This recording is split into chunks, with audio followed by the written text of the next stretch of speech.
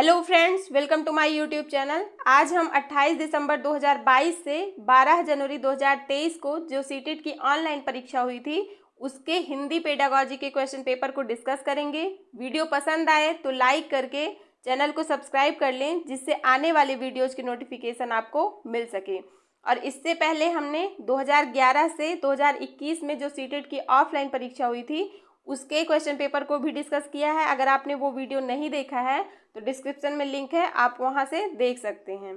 तो चलिए फिर शुरू करते हैं। आज का पहला क्वेश्चन है, संज्ञानात्मक अकादमिक भाषा निपुणता किससे संबंधित है? विषयों से संबंधित औपचारिक अकादमिक अधिगम, अंग्रेजी साहित्य के लिए औपचारिक अकादमिक अधिगम, विवाद कौशल में सुधार के लिए औपचारिक अकादमिक अधिगम, या फिर केवल मनोविज्ञान के लिए औपचारिक अकादमिक अधिगम। तो ऑप्शन ए करेक्ट है। संज्ञानात्मक अकादमिक भाषा निपुणता विषयों से संबंधित औपचारिक अकादमिक अधिगम है। संप्रेषणात्मक भाषा कक्षा में अध्यापक सबसे कम क्या इस्तेमाल करती है? अध्यापक केंद्रित कक्षा प्रबंधन उपागम, विद्यार्थी केंद्रित कक्षा प्रबंधन उपागम। तो देखिए, जो क्लास होती है वो चाइल्ड सेंट्रिक होनी चाहिए। तो यहाँ पर पूछा गया है कि अध्यापक सबसे कम क्या इस्तेमाल करती है, तो ये तो गलत हो जाएगा। विषय वस्तु केंद्रित कक्षा प्रबंधन उपागम, तो बिल्कुल सिलेबस से भी संबंधित होना चाहिए। आकलन केंद्रित कक्षा प्रबंधन उपागम, तो ये भी यहाँ पर सही होगा।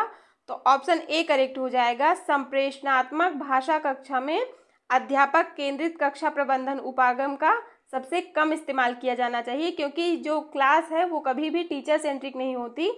ऑप्शन ए करेक्ट हो जाएगा। भाषा शिक्षण के लिए प्रत्यक्ष विधि में किन दो घटकों का प्रयोग किया जाता है? श्रव्य भाषिक और श्रव्य दृश्यात्मक विधि।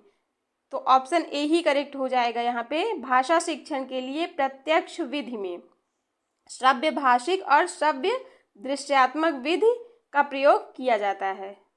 लता अपनी कक्षा में दो विद्यार्थियों अजय और आभा के बीच संवाद करवा रही है। इनमें एक विद्यार्थी को इस संवाद को आगे बढ़ाने की ज़रूरत है। लता किस कौशल का आकलन कर रही है? तो यहाँ पर लता जो है वो दो लोगों के बीच डिस्कशन करवा रही है, संवाद करवा रही है। तो केवल श्रवण, ये गलत है।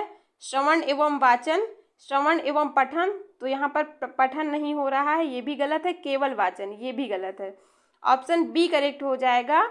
श्रवण एवं वाचन, जो डिस्कशन होता है जब दो लोग परस्पर आपस में बातचीत करते हैं तो उसमें श्रवण एवं वाचन दोनों ही कौशल का प्रयोग होता है। तो लता जो है वो श्रवण एवं वाचन कौशल का आकलन कर रही है। नजमा भाषा के एक प्रश्न पत्र में प्रश्नों के काठिन्य स्तर का हिसाब लगा रही है। एक प्रश्न का काठिन्य स्तर का मूल्य 30 है। नजमा को इस प्रश्न के बारे में क्या करना चाहिए?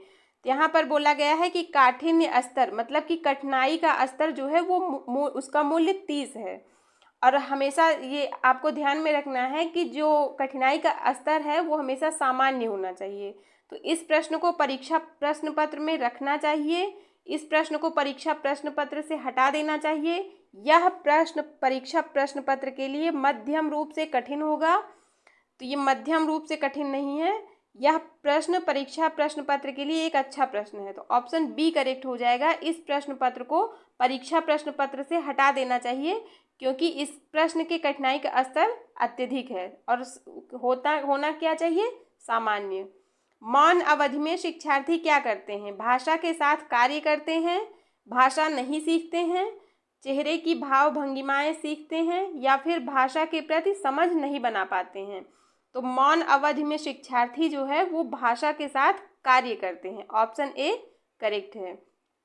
ELL विद्यार्थी वे हैं शिक्षार्थी हैं जो दृश्यात्मक माध्यमों के द्वारा प्रस्तुत की गई सूचनाओं का लाभ उठा पाते हैं। दृश्यात्मक, श्रव्यात्मक, गत्यात्मक या फिर स्थानिक। तो ऑप्शन ए करेक्ट होगा। दृश्यात्मक, ELL विद्यार्थी वे दृश्यात्मक शिक्षार्थी हैं जो दृश्यात्मक माध्यमों के द्वारा प्रस्तुत की गई सूचनाओं का लाभ उठा पाते हैं। व्याकरण अनुवाद विधि में व्याकरण कैसे पढ़ाई जाती है? आगमनात्मक रूप से, निगमनात्मक रूप से, बिना किसी व्याख्या के, या फिर बनावटी रूप से। तो हमने पहले भी डिस्कस किया है। ऑप्शन बी करेक्ट हो जाएगा। व्याकरण अनुवाद विधि में निगमनात्मक रूप से व्याकरण पढ़ाई जाती है। पहले व्याकरण की परिभाषा दिया जाता है, उसके नियम बताए जाते हैं और उसके बाद उदाहरण द्वारा उनको समझाया जाता है। तो ऑप्शन बी करेक्ट है। हरेंद्र अपने विद्यार्थियों को कुछ फ्लैश कार्ड देता है जिन पर चित्र बने हुए हैं। वह एक वाक्य बोलता है, उस वाक्य को सुन समझकर विद्यार्थी को फ्लैश कार्ड पर बने चित्र से मिलान करना है। हरेंद्र किस कौशल का आकलन कर रहा है? पठन, तो देखिए यहाँ पर पठन नहीं हो रहा है, ये गलत है। श्रवण, वाचन, वाचन भी नहीं हो रहा है। दृश्य रूपकता, तो ऑप्शन बी करेक्ट हो जाएगा यहाँ पे, श्रवण। जो हरेंद्र है वो अपने विद्यार्थियों को फ्लैश कार्ड देता है जिन पर चित्र बने हुए हैं। वह एक वाक्य बोलता है, उस वाक्य को सुन समझकर। तो यहाँ पर विद्यार्थी सुन समझकर मतलब कि श्रवण करेंगे और श्रवण के आधार पर फ्लैश कार्ड पर बने चित्र से मिलान करेंगे। तो ऑप्शन बी करेक्ट हो जाएगा। यहाँ पर हरेंद्र बच्चों के श्रवण कौशल का आकलन कर रहा है। नीलम अपने विद्यार्थियों को एक टेस्ट देती है। वह उन्हें एक वाक्य देती है जिसमें कोई एक शब्द रेखांकित किया गया है। बहुविकल्पीय उत्तर वाले प्रश्न के आधार पर वह कहती है कि रेखांकित शब्द का विलोम शब्द बताओ। वह भाषा के किस उपकौशल की परीक्षा ले रही है? श्रवण, पठन, शब्द भंडार या फिर व्याकरण? ऑप्शन सी करेक्ट हो जाएगा, शब्द भंडार। वह रेखांकित जो शब्द है उसके आधार पर विलोम शब्द पूछ रही है, तो बच्चों के शब्द भंडार का परीक्षण ले रही है। क्योंकि विलोम, पर्यायवाची, एकार्थी, समानार्थी ये शब्द क्या होते हैं? ये सब शब्द भंडार में आते हैं, तो ऑप्शन सी करेक्ट हो जाएगा। निर्देशित पठन की मनोवैज्ञानिक उत्पत्ति किससे संबंधित है? वाइगॉत्स्की का निकटस्थ विकास का क्षेत्र, पियाजे का अधिगम का सिद्धांत, थॉर्नडाइक का अधिगम का सिद्धांत या फिर स्किनर का संक्रियात्मक अनुकूलन? यहाँ पर निर्देशित पठन की बात हो रही है। शिक्षक द्वारा निर्देश देना या फिर बच्चों की सहायता करना, उनको पाठ प्रदान करना, ये किससे संबंधित है? वाइगॉत्स्की से संबंधित है। हमने पहले भी बहुत बार डिस्कस किया है कि जो पाठ है वो वाइगॉत्स्की से संबंधित है। तो ऑप्शन ए करेक्ट हो जाएगा। निर्देशित पठन वाइगॉत्स्की का निकटस्थ विकास का क्षेत्र से संबंधित है। पूनम अपने विद्यार्थियों को शब्दों में निहित तुकबंदी वाली ध्वनियों की पहचान करने के लिए कहती है। इस क्रिया द्वारा वह अपने विद्यार्थियों के किस पक्ष को मजबूत कर रही है? ध्वन्यात्मक जागरूकता, आकृति विज्ञान मूलक जागरूकता, लिपि विज्ञान मूलक जागरूकता या फिर व्याकरण जागरूकता? तो पूनम अपने विद्यार्थियों को शब्दों में निहित तुकबंदी मतलब जो राइम वाले शब्द होते हैं, राइम वर्ड होते हैं, उनकी ध्वनियों की पहचान करने के लिए कहती है। तो यहाँ पर ध्वन्यात्मक जागरूकता करेक्ट हो जाएगा। सुधा अपने विद्यार्थियों के समक्ष प्रवाह पठन का आदर्श रूप प्रस्तुत करना चाहती है। उसे अपनी कक्षा में किस पठन युक्ति का क्रियान्वयन करना चाहिए? सरसरी तौर पर पठन, तो देखिए यहाँ पर प्रवाह पठन की बात हो रही है, तो सरसरी तौर पर पठन यहाँ गलत हो जाएगा। बारीकी से पठन, ये भी गलत है। मौन पठन, तो इसमें प्रवाह होगा ही नहीं। ऑप्शन डी करेक्ट हो जाएगा। ऊंचे स्वर में सस्वर पठन, इसमें उतार चढ़ाव होता है, तो यहाँ पर प्रवाह पठन की बात हो रही है, तो ऊंचे स्वर में सस्वर पठन करेक्ट हो जाएगा। विद्यार्थियों को नई नई शब्दावली सीखने सिखाने के लिए युक्तियाँ सिखानी क्यों जरूरी हैं? जिससे कि विद्यार्थी अपने आप नई शब्द संपदा सीख सकें, जिससे कि विद्यार्थी सीखे गए शब्दों को याद रख सकें।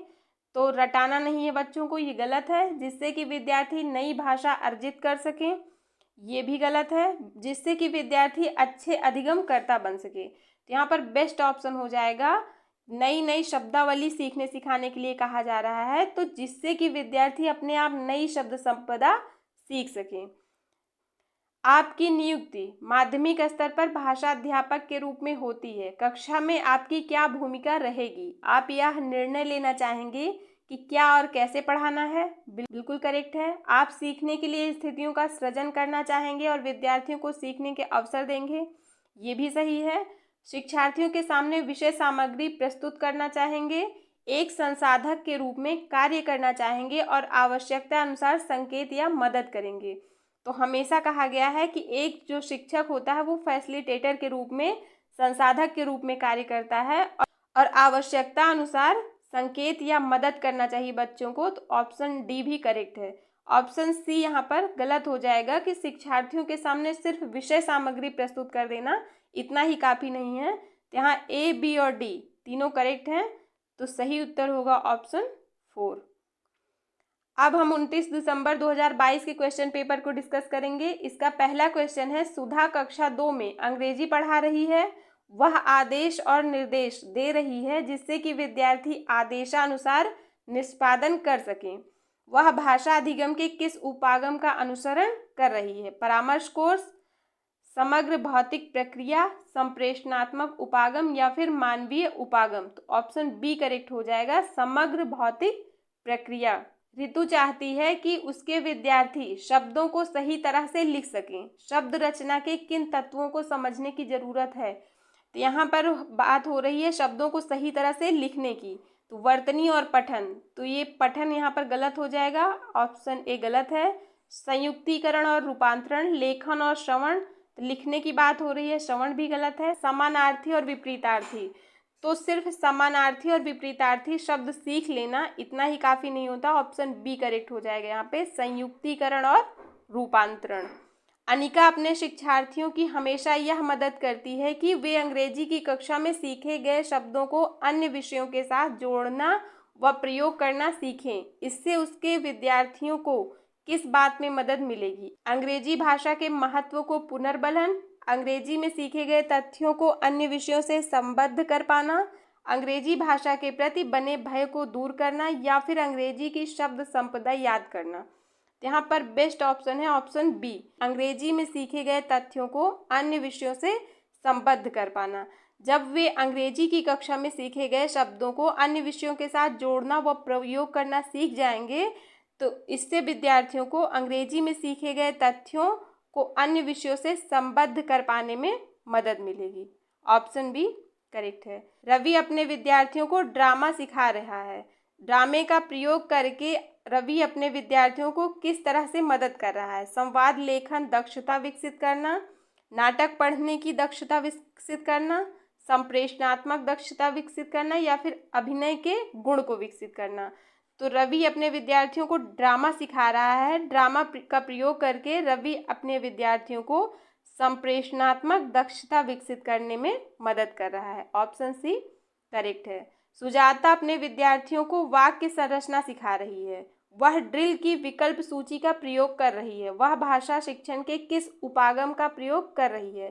संरचनात्मक, व्याकरण अनुवाद, संप्रेषणात्मक या फिर रचनात्मक? ऑप्शन ए करेक्ट हो जाएगा, संरचनात्मक। गुरजीत भाषा अधिगम में शब्द भंडार के महत्व को समझती है। आपके अनुसार शब्द भंडार विकसित करने की सर्वोत्तम युक्ति कौन सी है? विद्यार्थियों को पाठ में आए कठिन शब्दों को रेखांकित करने और उनसे वाक्य बनाने के लिए कहा जाए तो सिर्फ कठिन शब्दों को सीखना इतना ही काफ़ी नहीं होगा। विद्यार्थियों को दिए गए संदर्भ के आधार पर शब्दों के अर्थ का अनुमान लगाने के लिए कहा जाए। विद्यार्थियों को शब्दों की सूची बनाने और उनका अर्थ याद करने के लिए कहा जाए तो शब्दों की सूची बनाकर उनको रट लेना या फिर उनके अर्थ को याद कर लेना ये गलत है। विद्यार्थियों को कहा जाए कि जब भी किसी कठिन शब्द से सामना हो तो शब्दकोश की मदद लें, तो ये भी गलत है कि जब उनको कठिनाई हो तो वो शब्दकोश में उनका अर्थ ढूंढने लगें। तो यहाँ बी ऑप्शन करेक्ट हो जाएगा कि विद्यार्थियों को दिए गए संदर्भ के आधार पर, मतलब कि सिचुएशन के आधार पर, जैसा कि जो जिस विषय में जिसके बारे में वो पढ़ रहे हैं उसके आधार पर शब्दों के अर्थ का अनुमान लगाने के लिए कहा जाए कि जब जिसके विषय में वो पढ़ रहे हैं उस आधार पर उसका क्या अर्थ होगा, उसका अनुमान लगाने की क्षमता विद्यार्थियों में विकसित हो। चॉम्स्की द्वारा प्रतिपादित भाषा अर्जन उपकरण का क्या प्रकार है? अभिभावकों के प्रति समझ बनाना, तो यहाँ अभिभावकों को समझना नहीं है, गलत है। सार्वभौमिक व्याकरण को समझना, किसी एक भाषा को समझना, ये भी गलत है। इस बात के प्रति समझ बनाना कि भाषा सीखना आसान है, तो ये भी गलत है। ऑप्शन बी करेक्ट हो जाएगा यहाँ पे, चॉम्स्की द्वारा प्रतिपादित भाषा अर्जन उपकरण सार्वभौमिक व्याकरण को समझना है। रेखा कक्षा 1 के विद्यार्थियों को अंग्रेजी पढ़ा रही है। वह विद्यार्थियों को वस्तुओं के चित्र दिखाती है और फिर उनके नाम बताती है। रेखा क्या करने का प्रयास कर रही है? अपनी कक्षा को रुचिकर बना रही है, अपनी चित्रकारी के कौशल का प्रदर्शन कर रही है। तो शिक्षक जो है वो अपनी चित्रकारी का प्रदर्शन करने के लिए जो है वो शिक्षण सहायक सामग्री का प्रयोग नहीं करते, ये गलत है। विद्यार्थियों को नए शब्द सीखने में मदद कर रही है, अपने विद्यार्थियों को पढ़ने में मदद कर रही है। तो यहाँ पर बेस्ट ऑप्शन होगा ऑप्शन सी, विद्यार्थियों को नए शब्द सीखने में मदद कर रही है। वह चित्र के माध्यम से बच्चों को नए शब्दों को सीखने में मदद कर रही है, उनको सिखाने का प्रयास कर रही है। भाषा अधिगम के संदर्भ में भाषा अर्जन उपकरण की अवधारणा किसके द्वारा प्रतिपादित की गई? पियाजे, वॉटसन, स्किनर या फिर चॉम्स्की? तो भाषा अर्जन उपकरण की अवधारणा जो है वो चॉम्स्की द्वारा प्रतिपादित की गई है। ऑप्शन डी करेक्ट है। निदा अपनी कक्षा में चीता चीता कविता का पठन व गायन करवाने से पहले चीते पर चर्चा करती है। निदा क्या करने की कोशिश कर रही है? अपने विद्यार्थियों के पूर्व ज्ञान को क्रियाशील बना रही है, अपने विद्यार्थियों को पाठ का शीर्षक बता रही है। तो पाठ का शीर्षक जो है वो स्टार्टिंग में नहीं बताया जाता है, गलत है। अपने विद्यार्थियों की रुचि को क्रियाशील बना रही है, तो यहाँ पर गायन करवाने से पहले की बात हो रही है कि कविता का पाठ पढ़ाने से पहले वो चीते पर चर्चा कर रही है। तो जो है यहाँ पर ये भी गलत हो जाएगा, क्योंकि अभी तो उसने पढ़ाना स्टार्ट भी नहीं किया, तो रुचि जो है वो क्रियाशील कहाँ से होगी? अपने विद्यार्थियों को बता रही है कि कविता कैसे पढ़ी जाती है। तो यहाँ ऑप्शन ए करेक्ट हो जाएगा, अपने विद्यार्थियों के पूर्व ज्ञान को क्रियाशील बना रही है कि वो चीता जो चीते के बारे में एक कविता है उसको पढ़ाने से पहले वो चीते पर चर्चा कर रही है, तो विद्यार्थियों के पूर्व ज्ञान को क्रियाशील बना रही है। प्रतिस्थापन विकल्प सूची किसके शिक्षण में इस्तेमाल की जाती है? व्याकरण, कविता, शब्द अर्थ या फिर रचनात्मकता? तो प्रतिस्थापन विकल्प सूची जो है वो व्याकरण के शिक्षण में इस्तेमाल की जाती है। ऑप्शन ए करेक्ट है। जोसेफ प्रथम पीढ़ी के शिक्षार्थियों जो पहली बार अंग्रेजी पढ़ रहे हैं को अंग्रेजी पढ़ाते हुए समय द्विभाषिक शब्द सूची का प्रयोग करता है। वह किस सिद्धांत का प्रयोग कर रहा है? समग्र भौतिक प्रतिक्रिया, व्याकरण अनुवाद विधि, मौन विधि या फिर परामर्श कोश? तो जोसेफ जो है वो शिक्षार्थियों को पहली बार अंग्रेजी पढ़ाते समय द्विभाषिक शब्द सूची का प्रयोग कर रहा है। तो जहाँ पर दो भाषाओं का प्रयोग किया जाता है किसी भाषा को सिखाने के लिए, मतलब कि मातृभाषा का प्रयोग किया जाता है लक्ष्य भाषा को सिखाने के लिए, तो वहाँ पर व्याकरण अनुवाद विधि का प्रयोग किया जाता है। ऑप्शन बी करेक्ट है। रोमी कक्षा 3 को पढ़ाती है। पाठ्य पुस्तक में दिए गए नाटक के शिक्षण के समय रोमी को किस विधि का इस्तेमाल करना चाहिए जिससे कि उसके विद्यार्थी नाटक का आनंद ले सके? सस्वर वाचन, भूमिका निर्वाह, मौन पठन या फिर चित्र संयोजन? तो यहाँ पर नाटक के शिक्षण की बात हो रही है, तो ऑप्शन बी करेक्ट हो जाएगा, भूमिका निर्वाह। जब आप बच्चों को नाटक के बारे में पढ़ा रहे हैं तो भूमिका निर्वाह, रोल प्ले करवाना सबसे ज़्यादा प्रभावी होगा। बच्चों को नाटक का आनंद आएगा, उसमें उनको मजा आएगा। सरसरी तौर पर पठन और बारीकी से पठन किसके उपकौशल हैं? यहाँ पर पठन की बात हो रही है, तो श्रवण गलत है, वाचन भी गलत है और लेखन भी। ऑप्शन सी करेक्ट हो जाएगा, पठन। पठन के जो है उपकौशल है सरसरी तौर पर पठन और बारीकी से पठन। निम्नलिखित में से कौन सी त्रुटि लेखन कौशल त्रुटि नहीं है? पात्र का गलत प्रारूप, विराम चिन्ह की त्रुटियां, स्वर शैली लहजा की त्रुटि, वर्तनी की त्रुटि? तो यहाँ पर लेखन कौशल त्रुटि की बात हो रही है कि कौन सा लेखन कौशल त्रुटि में शामिल नहीं है। ऑप्शन सी करेक्ट हो जाएगा, स्वर शैली या फिर लहजा की त्रुटि। जो बोलने में त्रुटि है वो लेखन कौशल त्रुटि के अंतर्गत नहीं आएगा। अब हम 9 जनवरी 2023 के क्वेश्चन पेपर को डिस्कस करेंगे। इसका पहला क्वेश्चन है, सभी बच्चे उन गतिविधियों द्वारा अभिप्रेरित होते हैं जिनकी योजना वयस्क द्वारा बनाई जाती है। तो ऐसा ज़रूरी नहीं है कि जो योजना वयस्क द्वारा बनाई जाएगी उससे बच्चे अभिप्रेरित होंगे। जिनकी योजना बच्चों द्वारा बनाई जाती है ये गलत है। जो बच्चों के लिए अर्थपूर्ण होती हैं या फिर जो अध्यापकों के लिए अर्थपूर्ण होती हैं, ये कहना गलत है कि बच्चे उन गतिविधियों द्वारा अभिप्रेरित होंगे जो अध्यापकों के लिए अर्थपूर्ण होती हैं। तो यहाँ ऑप्शन सी करेक्ट है, सभी बच्चे उन गतिविधियों द्वारा अभिप्रेरित होते हैं जो बच्चों के लिए अर्थपूर्ण होती हैं। ऑप्शन सी करेक्ट है। एक शिक्षिका छोटे बच्चों को शुरुआती वर्ष में नियंत्रण अथवा प्रोत्साहन के रूप में अपनी भाषा अर्जित करने के लिए योग्य बनाती है और उसी के अनुरूप व्यवहार करती है। वेग का अनुगमन कर रही है। स्वयंकरण रणनीति, टोटल फिजिकल रिस्पॉन्स उपागम, करके सीखना उपागम या फिर कहानी कथन पद्धति? तो यहाँ ऑप्शन बी करेक्ट हो जाएगा, टोटल फिजिकल रिस्पॉन्स उपागम। द्विभाषी बच्चे या दो भाषा जानने वाले बच्चे किसी से बात करते समय प्रायः एक भाषा के शब्दों का प्रयोग करते हैं, कहलाता है संकेत बदलना, संकेत मिश्रित करना, बहुभाषिकता या फिर दक्षता स्तर। तो यहाँ ऑप्शन ए करेक्ट है, संकेत बदलना। पढ़ते समय विवरण, स्थान, नाम, तारीख, समय आदि को पढ़ते समय विवरण, स्थान, नाम, तारीख या समय आदि को खोजना है। वैश्विक अवबोधन, स्थानीय अवबोधन, निष्कर्ष निकालना या फिर पाठ्य वस्तु का निर्वाचन। यहाँ ऑप्शन बी करेक्ट है, पढ़ते समय विवरण, स्थान, नाम, तारीख आदि को खोजना स्थानीय अवबोधन है। इसे गहन पठन भी कहते हैं। एक शिक्षिका कक्षा 5 के शिक्षार्थियों को पढ़ने का आनंद लेने और अवधारणा की बेहतर समझ प्राप्त करने के लिए एक लंबा लेख पढ़ने के लिए कहती है। वे का अभ्यास कर रही है, विस्तृत पठन, गहन पठन, जिज्ञासा पठन या फिर साथी पठन।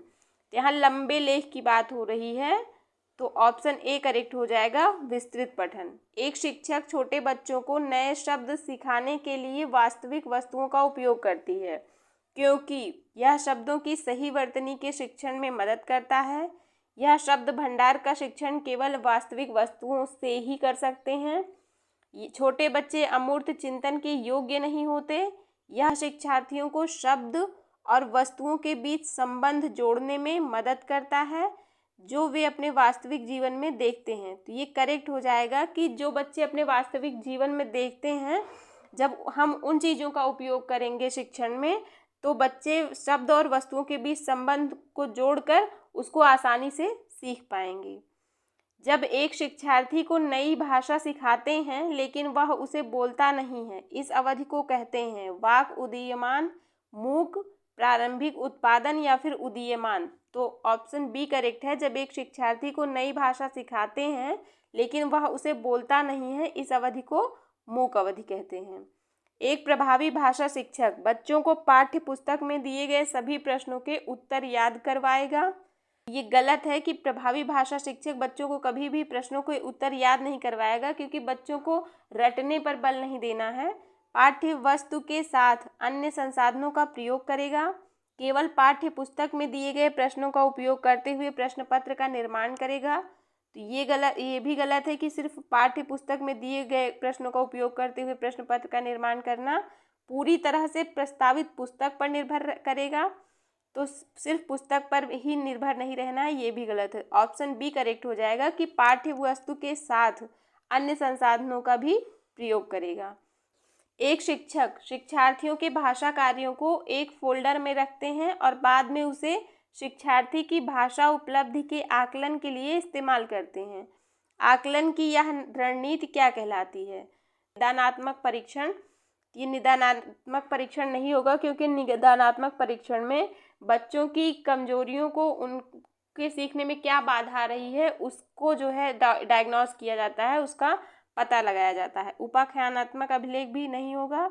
योगात्मक आकलन जो है, ये वो परीक्षा होती है जो साल के अंत में होती है, ये भी गलत है। ऑप्शन डी करेक्ट हो जाएगा, पोर्टफोलियो आकलन। लक्ष्य भाषा सीखने में शिक्षार्थी की मातृभाषा के हस्तक्षेप की अनुमति न होने वाली शिक्षण पद्धति को कहा जाता है प्रत्यक्ष पद्धति, व्याकरण अनुवाद पद्धति। तो ये गलत है, क्योंकि व्याकरण अनुवाद विधि में जो है वो मातृभाषा के माध्यम से लक्ष्य भाषा को सिखाया जाता है। द्विभाषिक पद्धति में भी दो भाषाओं का यूज किया जाता है। स्थितिपरक पद्धति में स्थिति के अनुसार भाषा का प्रयोग किया जाता है। ऑप्शन ए करेक्ट हो जाएगा, प्रत्यक्ष पद्धति। इसमें क्या होता है कि लक्ष्य भाषा सीखने में शिक्षार्थी की मातृभाषा का प्रयोग नहीं किया जाता है। सिर्फ जो है आप जिस भाषा को सीख रहे हैं, जो भी आपकी लक्ष्य भाषा है, आपको उसी में बोलना होता है, आपको उसी का प्रयोग करना होता है। निम्नलिखित में से कौन सा अधोगामी उपागम पर आधारित नहीं है? शिक्षार्थी भाषा के अर्थ को जानने के लिए अपने पूर्व ज्ञान का उपयोग करता है। तो देखिए यहाँ पर पूछा गया है कि अधोगामी उपागम पर आधारित नहीं है, तो ये तो करेक्ट है। शिक्षार्थी जब पढ़ता है या सुनता है तो वह अनुमान लगाता है कि आगे क्या होने वाला है, ये भी अधोगामी उपागम पर आधारित है। शिक्षार्थी एकल शब्द या पद पर ध्यान केंद्रित करते हुए भाषा को समझते हैं। शिक्षार्थी कविता या कहानी से शुरू करते हैं और फिर अक्षर पर आते हैं। यहाँ ऑप्शन सी करेक्ट हो जाएगा। शिक्षार्थी केवल एकल शब्द या पद पर ध्यान केंद्रित करते हुए भाषा को समझते हैं। ये जो है अधोगामी उपागम पर आधारित नहीं है। उपचारात्मक शिक्षण है शिक्षार्थी के सीखने में आने वाली रिक्तियों को भरना, गलत रूप से समझी गई अवधारणाओं को सही करना, कक्षा में सजातीयता को बनाए रखना या फिर नई भाषा गतिविधि से परिचय कराना। ऑप्शन बी करेक्ट है। उपचारात्मक शिक्षण है गलत रूप से समझी गई अवधारणाओं को सही करना। सीखने की वह अक्षमता जो हमारे पढ़ने, निर्वाचन करने और अक्षरों, शब्दों एवं संकेतों को समझने की योग्यता को प्रभावित करती है।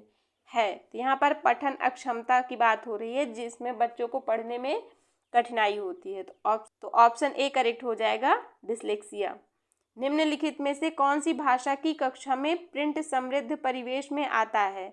कक्षा में प्रदर्शित चार्ट, पोस्टर, कक्षा के प्रदत्त कार्य, परिवेश में sign boards, play cards, labels, wrappers आदि, कक्षा पुस्तकालय की अलमारियों में रखी हुई पुस्तकें, इलेक्ट्रॉनिक मीडिया जैसे टीवी, कंप्यूटर, स्मार्टफोन आदि। तो देखिए यहाँ पर बेस्ट ऑप्शन है ऑप्शन ए, कक्षा में प्रदर्शित चार्ट, पोस्टर, कक्षा के प्रदत्त कार्य। प्रथम पीढ़ी के शिक्षार्थी वे हैं जो अपने परिवार में सबसे पहले विद्यालय गए हैं, दाखिला लेने के लिए विद्यालय में पहली बार आए हैं, विद्यालय में विद्यालय तैयारी कार्यक्रम में हिस्सा ले रहे हैं या फिर विद्यालय में पहली बार भाषा सीख रहे हैं। ए करेक्ट है। प्रथम पीढ़ी के शिक्षार्थी वे हैं जो अपने परिवार में सबसे पहले विद्यालय गए हैं। अब हम 10 जनवरी 2023 के क्वेश्चन पेपर को डिस्कस करेंगे। इसका पहला क्वेश्चन है, जब बच्चे घर और समुदाय से अलग अलग भाषा अनुभवों के साथ विद्यालय में प्रवेश लेते हैं तो शिक्षक को विद्यालय में उनकी गृह भाषा की उपेक्षा करनी चाहिए। गलत है, क्योंकि हमारी एजुकेशन पॉलिसी में भी कहा गया है कि हमें बच्चों की गृह भाषा, उनकी मातृभाषा की उपेक्षा नहीं करनी है, बल्कि उनको शिक्षण में शामिल करना है। अनुदेशन की भाषा पर ध्यान केंद्रित करना चाहिए, उनकी गृह भाषा का प्रयोग करना चाहिए, उनसे विद्यालय में घर की भाषा का प्रयोग नहीं करने के लिए कहना चाहिए। तो ऑप्शन सी करेक्ट हो जाएगा, उनकी गृह भाषा का प्रयोग करना चाहिए, उनकी गृह भाषा के माध्यम से बच्चों को सिखाने का प्रयास करना चाहिए।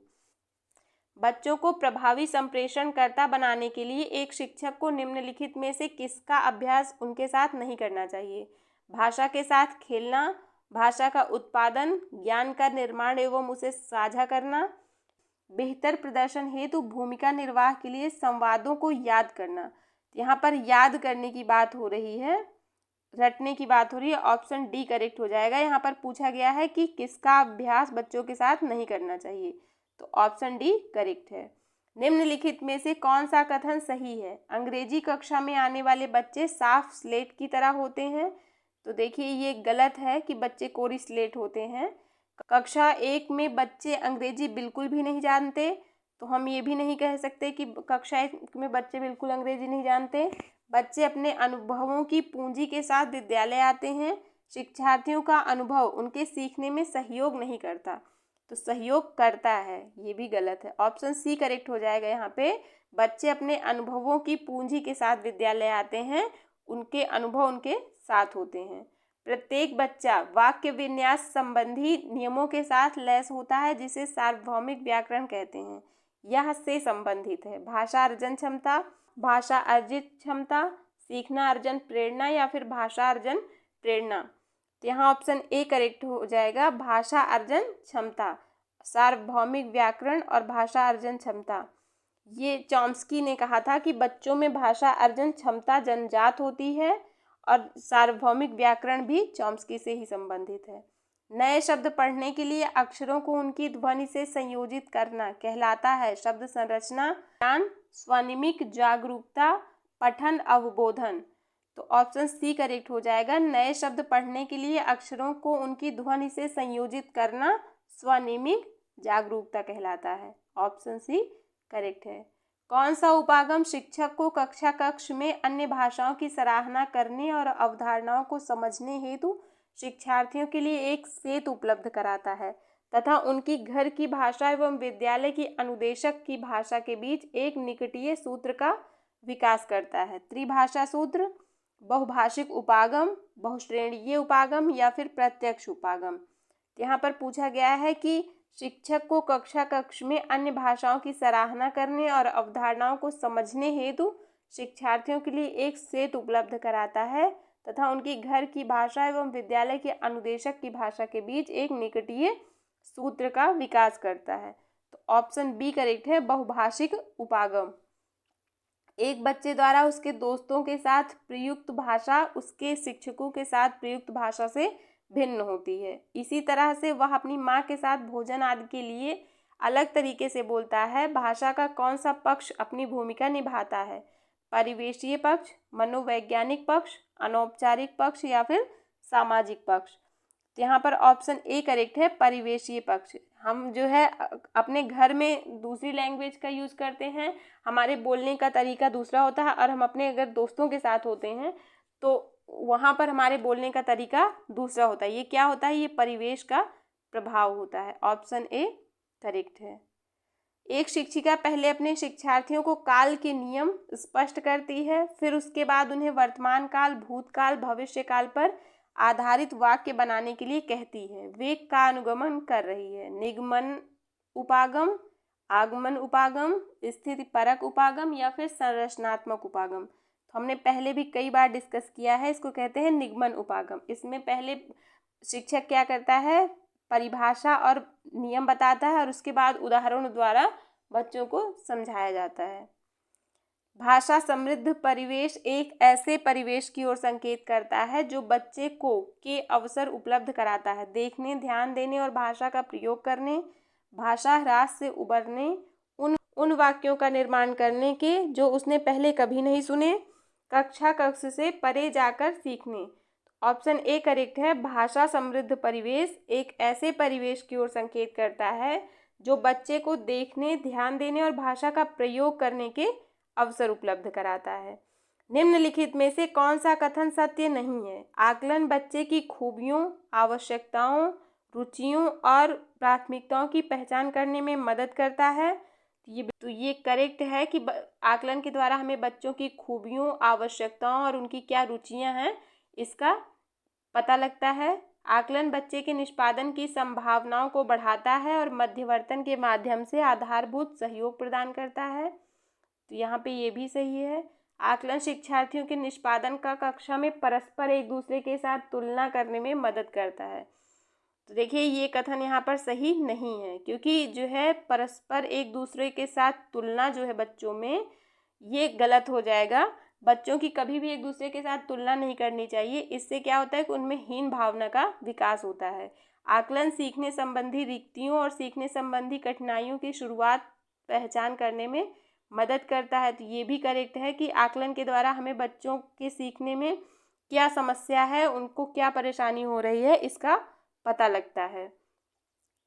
अब हम 11 जनवरी 2023 के क्वेश्चन पेपर को डिस्कस करेंगे। इसका पहला क्वेश्चन है, शिक्षार्थी अपनी बुनियादी पठन कुशलताओं का निर्माण कर सकें, इसके लिए एक शिक्षक द्वारा शिक्षार्थियों को मदद करने की ज़रूरत है।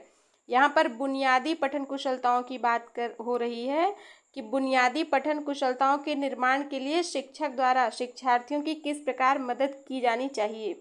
वैयक्तिक और विभेदित अनुदेशन के साथ। तो ये गलत है कि वैयक्तिक और विभेदित अनुदेशन उनको दिया जाए। कक्षा विशेष के सीखने के प्रतिफल को प्राप्त करने के लिए उन्हें मानक परीक्षण देने के माध्यम से। तो स्टैंडर्डाइज्ड जो टेस्ट होता है ये भी गलत है।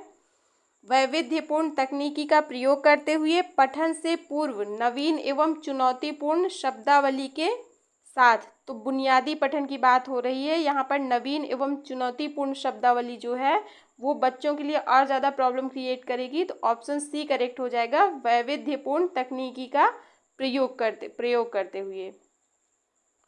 कक्षा 2 की शिक्षिका मुद्रित विषय सामग्री में परिचित शब्दों की सटीक और निपुणता भरी पहचान की क्षमता को बढ़ाने पर ध्यान दे रही है। ये शब्द हैं सर्वाधिक प्रयुक्त होने वाले शब्द, साइट वर्ड्स, विषय वस्तु के शब्द, कठिन शब्द, निष्क्रिय शब्द। यहाँ पर कक्षा 2 की बात हो रही है कि शिक्षिका मुद्रित विषय सामग्री में परिचित शब्दों की सटीक और निपुणता भरी पहचान की क्षमता को बढ़ाने पर ध्यान दे रही है। ये शब्द हैं सर्वाधिक प्रयुक्त होने वाले शब्द, साइट वर्ड्स, जो शब्द बार बार रिपीट होते हैं। एक से अधिक भाषा का ज्ञान कक्षा भाषा में शिक्षक के ऊपर एक बोझ बन जाता है। तो ये कहना गलत है कि बहुभाषिकता शिक्षक के ऊपर बोझ बन जाती है, क्योंकि बहुभाषिकता सीखने में संसाधन का कार्य करती है। नवीन कक्ष में सीखते समय शिक्षार्थी को उसके समान रूप करता है। ये कहना भी गलत है कि सबको एक लेवल में ले आता है, सबको समान रूप कर देता है। नवीन भाषा के सीखने सिखाने में मदद करता है। नवीन भाषा सीखने में हस्तक्षेप करता है। तो देखिए ये भी गलत है कि जो बहुभाषिकता है वो बैरियर का काम करती है, क्योंकि बहुभाषिकता जो है वो संसाधन का काम करती है, हस्तक्षेप नहीं करती बल्कि संसाधन का कार्य करती है, मदद करती है बच्चों को सीखने में। तो नवीन एक भाषा से अधिक भाषा का ज्ञान नवीन भाषा के सीखने सिखाने में मदद करता है। ऑप्शन सी करेक्ट है। एक शिक्षिका कक्षा 4 के शिक्षार्थियों से एक छोटे अनुच्छेद को समझ के साथ पढ़ने और गहराई से उसका परीक्षण करने के लिए कहती है। साथ ही वे आवश्यकता अनुसार शिक्षार्थियों की आधारभूत मदद भी करती है। वह का अभ्यास कर रही है। विस्तृत पठन, देखिए यहाँ पर छोटे अनुच्छेद की बात हो रही है, तो विस्तृत पठन गलत हो जाएगा। गहन पठन, पहली पठन भी नहीं हो रहा है, और सहयोगी पठन, ग्रुप डिस्कशन की बात नहीं हो रही है यहाँ पे। ऑप्शन बी करेक्ट हो जाएगा। गहराई से उसका परीक्षण करने के लिए कहती है, तो वह गहन पठन का अभ्यास कर रही है। ऑप्शन बी करेक्ट है। भाषा शिक्षण के लिए एक वास्तविक एवं व्यवहारिक स्थिति का उपयोग करते हुए सरलता पूर्वक भाषा से परिचित होने में शिक्षार्थियों की मदद करने वाली पद्धति कहलाती है। संरचनात्मक उपागम, स्थितिपरक भाषा शिक्षण पद्धति, श्रव्य भाषिक पद्धति या फिर द्विभाषी पद्धति। तो ऑप्शन बी करेक्ट हो जाएगा, स्थितिपरक भाषा शिक्षण पद्धति। पठन पूर्व कार्य होते हैं। इस शिक्षार्थियों की पठन कुशलता का मूल्यांकन करने के लिए, कठिन शब्दों और पदों का अर्थ देने के लिए, शिक्षार्थियों को पाठ्य वस्तु में प्रवेश करने और उन्हें अभिप्रेरित करने के लिए, पठन सामग्री में प्रयुक्त व्याकरणिक बिंदुओं की व्याख्या करने के लिए। तो पठन पूर्व कार्य जो है वो शिक्षार्थियों को पठन वस्तु में प्रवेश करने और उन्हें अभिप्रेरित करने के लिए होते हैं। ऑप्शन सी करेक्ट है। प्रथम भाषा अर्जन में निम्नलिखित चरण होते हैं। कूकना, बिल्कुल सही है कि भाषा अर्जन का पहला चरण कूकना होता है। बबलाना, बबलिंग, ये भी ठीक है। समग्र बोधी अवस्था, इसे एक शब्द की अवस्था कहते हैं, ये भी सही है। तार शैली वाक, तो देखिए ये गलत हो जाएगा, क्योंकि उसके बाद समग्र बोधी अवस्था के बाद आता है दो शब्दीय अवस्था। तो यहाँ तार शैली वाक दिया गया है, ये गलत है। इसमें भी कूकना, बलबलाना, दो शब्दीय अवस्था पहले आ गया है, ये भी गलत है। कूकना समग्र बोधी अवस्था, ये भी गलत है। तो ऑप्शन डी करेक्ट हो जाएगा। कूकना, बबलाना, समग्र बोधी अवस्था, दो शब्दीय अवस्था और तार शैली वाक। ऑप्शन डी करेक्ट है। इस उपागम में व्याकरणिक संरचना तथा एकल शब्दों की बजाय अर्थ एवं भाषा को उसकी पूर्णता में देखना शामिल है। अधोगामी उपागम, ऊर्ध्वगामी उपागम, एकीकृत उपागम या फिर निगमनात्मक उपागम। ऑप्शन ए करेक्ट है। अधोगामी उपागम में जो है व्याकरणिक संरचना तथा एकल शब्दों की बजाय अर्थ एवं भाषा को उसकी पूर्णता में देखा जाता है। एक शिक्षक के माध्यम से अपने शिक्षार्थियों के खराब अंकों के कारणों को जानने के लिए एक परीक्षण तैयार करता है। निदानात्मक परीक्षण, निपुणता परीक्षण, उपलब्धि परीक्षण या फिर अभिक्षमता परीक्षण। तो देखिए जो अभिक्षमता परीक्षण है ये किसी एक विशेष कौशल से संबंधित होता है, ये गलत है। उपलब्धि परीक्षण से मतलब होता है कि बच्चों ने कितना सीख लिया है उसका आकलन, और निपुणता परीक्षण कि बच्चे कितने निपुण हो गए हैं। तो यहाँ ऑप्शन ए करेक्ट हो गया है कि पहले ही कहा जा रहा है कि शिक्षार्थियों के खराब अंकों के कारणों को जानने के लिए एक परीक्षण तैयार करना क्या है, निदानात्मक परीक्षण होता है कि सबसे पहले बच्चों को क्या प्रॉब्लम है, कहाँ उनको सीखने में परेशानी हो रही है, उसको डायग्नोस किया जाता है, उनका निदानात्मक परीक्षण किया जाता है। एक बच्चा जोड़े में और समूह में सक्रिय रूप से हिस्सा लेता है लेकिन लिखित परीक्षा में अच्छे अंक नहीं ले पाता। एक शिक्षक के रूप में आप शिक्षार्थी की मदद कर सकते हैं उसकी सामाजिक अंतःक्रिया की प्रशंसा करते हुए। तो देखिए सिर्फ प्रशंसा कर देने से कोई समाधान नहीं निकलेगा। बच्चे के माता पिता को यह स्पष्ट करते हुए कि लेखन में उसकी कोई रुचि नहीं है, तो माता पिता को सिर्फ बता देना कि बच्चे की लेखन में रुचि नहीं है, ये भी कोई समाधान नहीं है। माता पिता से यह अनुरोध करते हुए कि वे उसकी पढ़ाई में मदद करें, तो हम ये कैसे कह सकते हैं कि माता पिता उसकी हेल्प नहीं करते, तो ये कहना भी गलत है। उसको नियमित परीक्षण देते हुए ताकि वह सुधार कर सके, तो ऑप्शन डी ही करेक्ट हो जाएगा कि बच्चे को अधिक से अधिक मौका दिया जाना चाहिए लिखने के लिए। हो सकता है कि उसको उतना ज़्यादा मौका ना मिलता हो, तो उसको नियमित परीक्षण देते हुए ताकि वह सुधार कर सके। द जंगल बुक के मुख्य पात्र मोगली की भाषा में कमी थी क्योंकि मानव संपर्क से विलग उसका पालन पोषण हुआ था। यह साक्ष्य भाषा विकास के किस पक्ष का समर्थन करता है? तो आपने अगर द जंगल बुक पढ़ी होगी तो मोगली उसका एक पात्र है जो भेड़ियों के साथ पला बढ़ा था। तो इसमें ऑप्शन है एक, सही आयु में बच्चे के पास भाषा परिवेश का अभाव, बच्चे को कुछ जीव वैज्ञानिक समस्याएं थी। तो देखिए ये गलत है। सहज क्षमता के साथ उसका जन्म नहीं हुआ था, ये भी गलत है। उसे मानव भाषा के बजाय जानवरों की भाषा से प्रेम था, तो ये कहना भी गलत है क्योंकि यहाँ पर तो हम एक धारणा बना ले रहे हैं, इसका कोई तर्क नहीं है। तो ऑप्शन ए करेक्ट हो जाएगा यहाँ पे। एक, सही आयु में बच्चे के पास भाषा परिवेश का अभाव था। मोगली जो था वो भेड़ियों के साथ पला बढ़ा था, उसको एक अच्छा एनवायरनमेंट नहीं मिला था जिससे उसकी भाषा का विकास हो सकता।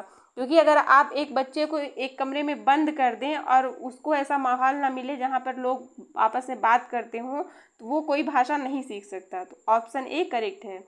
अर्थ क्रियात्मकता प्रैग्मेटिक्स की ओर संकेत करता है। भाषा के सामाजिक नियम, विद्यालय भाषा की नीति, विद्यालयी अनुदेशन की भाषा या फिर शैक्षणिक भाषा। तो प्रैग्मेटिज्म जो है विद्यालयी अनुदेशन की भाषा, शैक्षणिक भाषा। तो प्रैग्मेटिक्स जो है ये व्यवहारवादी, विद्यालयी अनुदेशन की भाषा या फिर शैक्षणिक भाषा। तो प्रैग्मेटिक्स जो है ये व्यवहारवाद की ओर संकेत करता है, तो ऑप्शन ए करेक्ट हो जाएगा। अर्थ क्रियात्मकता भाषा के सामाजिक नियम की ओर संकेत करता है। निम्नलिखित में से किसका कविता में एक आकलन तत्व के रूप में समर्थन नहीं किया जाता? तो यहाँ पर पूछा गया है कि कविता में आकलन तत्व के रूप में किसका समर्थन नहीं किया जाता? व्याकरण, शब्द भंडार, काव्यात्मक उपकरण, कविता की अंतर्वस्तु। तो देखिए कविता की अंतर्वस्तु तो किया जाता है, काव्यात्मक उपकरण भी होता है और शब्द भंडार भी होता है कि जब उसमें कविता में कुछ शब्द आते हैं तो कई बार हम बच्चों से पूछ लेते हैं कि इसका क्या अर्थ हुआ या फिर उन्हें बताते हैं। तो ऑप्शन ए करेक्ट हो जाएगा, व्याकरण। कविता में व्याकरण का जो है वो आकलन नहीं किया जाता। ऑप्शन ए करेक्ट है। कौन सी पद्धति मातृभाषा में पहले से अर्जित भाषा कौशलों के उपयोग के माध्यम से लक्ष्य भाषा सीखने में प्रवाह पूर्णता एवं सटीकता के विकास एवं उपलब्धि का समर्थन करती है? प्रत्यक्ष पद्धति। देखिए प्रत्यक्ष पद्धति गलत है क्योंकि इसमें मातृभाषा के माध्यम से लक्ष्य भाषा को नहीं सिखाया जाता, इसमें सिर्फ लक्ष्य भाषा को ही बोलने का अवसर दिया जाता है। जैसे अगर आप कहीं इंग्लिश सीखने गए तो आपको सिर्फ इंग्लिश में ही बोलना होता है, वहाँ पर आप किसी अन्य भाषा का प्रयोग नहीं कर सकते। मतलब कि प्रत्यक्ष पद्धति के द्वारा सिर्फ लक्ष्य भाषा को ही सिखाया जाता है, इसमें आप किसी और भाषा का प्रयोग नहीं कर सकते। व्याकरण अनुवाद पद्धति, द्विभाषी पद्धति, तो ये भी गलत है और श्रव्य भाषिक पद्धति भी नहीं होगा। ऑप्शन बी करेक्ट हो जाएगा कि पहले से अर्जित, मतलब कि मातृभाषा के माध्यम से लक्ष्य भाषा सिखाना जो है वो व्याकरण अनुवाद पद्धति कहलाता है। इसमें क्या होता है कि बच्चे जो भाषा जानते हैं उसके माध्यम से उन्हें कोई अन्य भाषा सिखाई जाती है। निम्नलिखित में से कौन सा डिस्ग्राफिया एक प्रकार की भाषा अक्षमता के बारे में सत्य नहीं है? तो यहाँ पर पूछा गया कौन सा कथन सत्य नहीं है। यह सीखने वाले की संगतपूर्ण लेखन क्षमता को प्रभावित करता है। तो देखिए हमें पता है कि डिस्ग्राफिया क्या होता है, वो लेखन अक्षमता से लिखने में कठिनाई से संबंधित है। तो सीखने वाले की संगतपूर्ण लेखन क्षमता को प्रभावित करता है, बिल्कुल करेक्ट होगा कि यह लेखन क्षमता को प्रभावित करता है। यह कागज पर अक्षर, अंक या शब्द लिखने में बाधा उत्पन्न करता है, ये भी करेक्ट है। यह सकल मोटर कौशल और तार्किक चिंतन को प्रभावित करता है। यह खराब वर्तनी, बिगड़ी हुई लिखावट को बढ़ावा देता है। तो यहाँ पर देखिए बढ़ावा देना कहना सही नहीं है। हाँ, अब हम 12 जनवरी 2023 के क्वेश्चन पेपर को डिस्कस करेंगे। इसका पहला क्वेश्चन है, उत्तर प्रदेश के पूर्वी भाग में बोली जाने वाली हिंदी उत्तर प्रदेश के पश्चिमी भाग में बोली जाने वाली हिंदी से भिन्न है। इस भिन्नता को किस रूप में जाना जाता है? वे हिंदी की बोलियां हैं, वे विभिन्न भाषाएं हैं, वे हिंदी की एक बोली से संबंध रखती हैं, या फिर वे आने वाले समय में विभिन्न भाषाओं का दर्जा प्राप्त कर लेंगी। तो देखिए, उत्तर प्रदेश के पूर्वी भाग में बोली जाने वाली हिंदी और उत्तर प्रदेश के पश्चिमी भाग में बोली जाने वाली हिंदी, ये क्या है? हिंदी की बोलियां हैं। ऑप्शन ए करेक्ट है। निम्नलिखित में से कौन सा भाषा अधिगम के संबंध में सही नहीं है? तो यहाँ पे हमें गलत कथन बताना है। पूछा गया है कि कौन सा कथन सही नहीं है। भाषा मुख्यतः अपने उद्देश्य पूर्ण प्रयोग के माध्यम से विकसित होती है, बिल्कुल करेक्ट बात है। अधिगम में बातचीत, लिखना, आकार देना और आगे बढ़ना शामिल है, ये भी सही है। अधिगम भाषा की आकृतियों और नियमों को सीखने के द्वारा होता है। भाषा का प्रयोग संज्ञानात्मक विकास में योगदान देता है और इसके लिए पूर्व अपेक्षित भी है। यहाँ ऑप्शन सी करेक्ट हो जाएगा कि अधिगम भाषा की आकृतियों और नियमों के सीखने के द्वारा होता है, ये कहना गलत है। निम्नलिखित में से किन भाषाओं को भारत सरकार द्वारा शास्त्रीय भाषा के रूप में मान्यता दी गई है? यहाँ पे ऑप्शन डी करेक्ट है। संस्कृत, तमिल, तेलुगु, कन्नड़, मलयालम और उड़िया को भारत सरकार द्वारा शास्त्रीय भाषा के रूप में मान्यता प्राप्त है।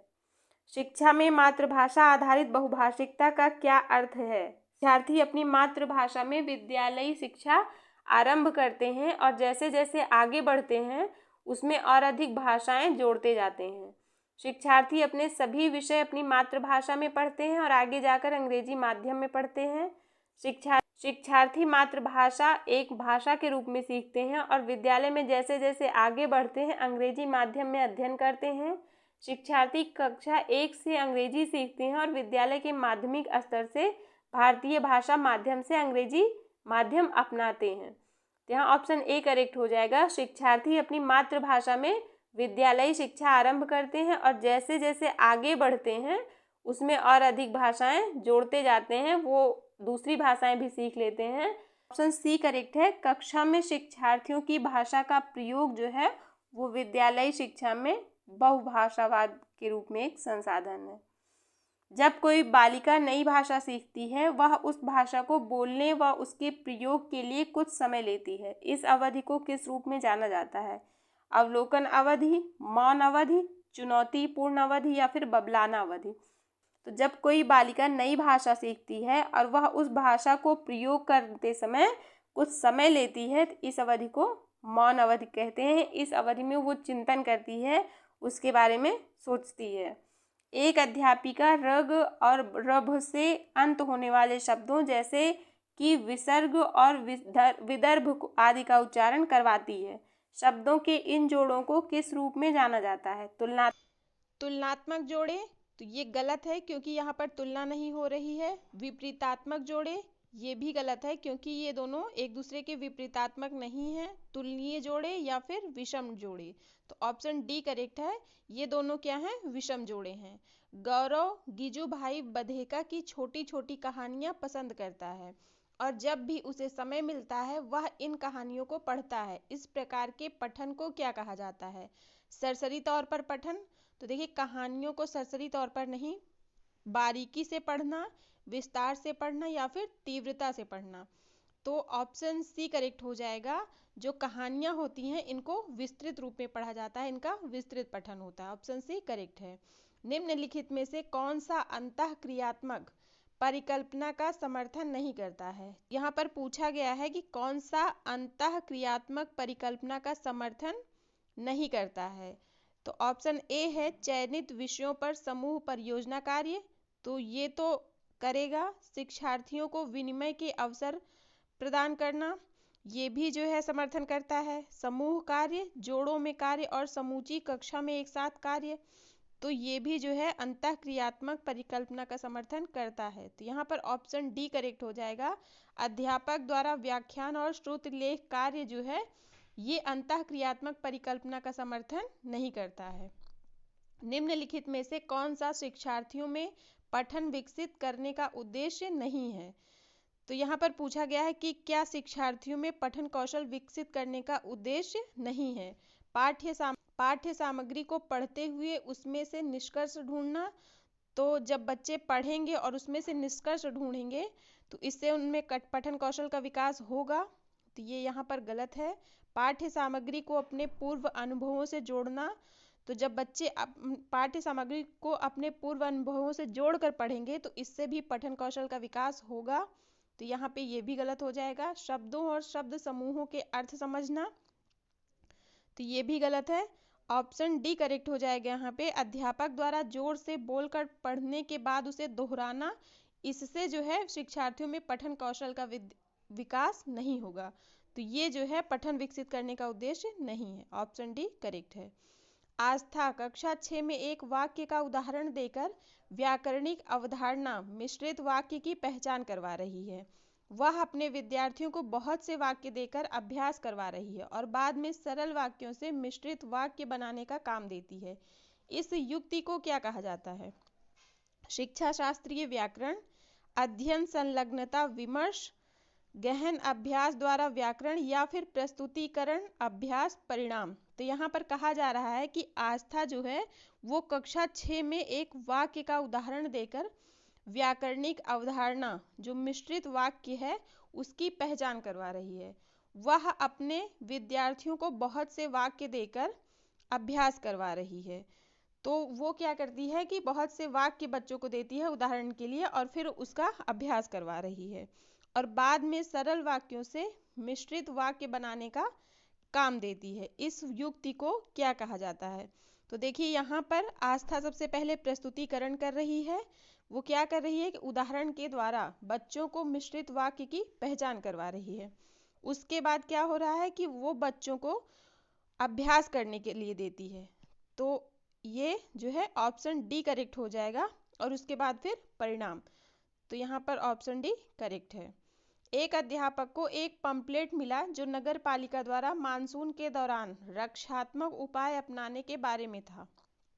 उसने अपनी कक्षा में विभिन्न कार्यों द्वारा पठन और शब्दावली सिखाने के लिए इस पंपलेट का प्रयोग किया। इस पंपलेट को क्या कहा जा सकता है? प्रामाणिक सामग्री, आविष्कृत सामग्री, भाषा अधिगम के लिए कार्य, या फिर डिकोडिंग निवेश। तो यहाँ पर ऑप्शन ए करेक्ट हो जाएगा, प्रामाणिक सामग्री। एक अध्यापक ने कक्षा 7 के विद्यार्थियों को कहा कि वे समूह बनाकर ऐसे विषय या थीम का चयन करें जिसके अंतर्गत अपने शहर और आसपास के स्थानों से जुड़े आंकड़े एकत्र करें, अपने मित्रों के साथ उन पर चर्चा करें और रिपोर्ट तैयार करें। इस कार्य को क्या कहा जाएगा?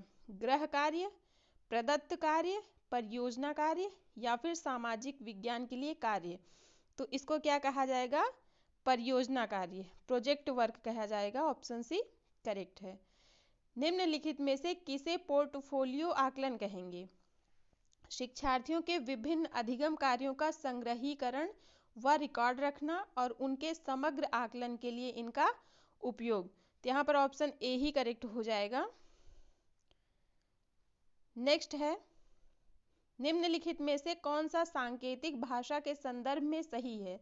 सांकेतिक भाषा का व्याकरण होती है, सांकेतिक भाषा में व्याकरण नहीं होती है, सांकेतिक भाषा हाव भाव का समूह है, पूरे विश्व में एक ही तरह का सांकेतिक भाषा है। तो आपको लग रहा होगा कि यहाँ पर ऑप्शन सी हो जाएगा कि सांकेतिक भाषा हाव भाव का समूह है, लेकिन यहाँ पर ऑप्शन ए करेक्ट है, सांकेतिक भाषा का व्याकरण होती है। तो फ्रेंड्स आज के लिए बस इतना ही। मिलते हैं नेक्स्ट वीडियो में। वीडियो पसंद आए please like share and subscribe. Thank you so much.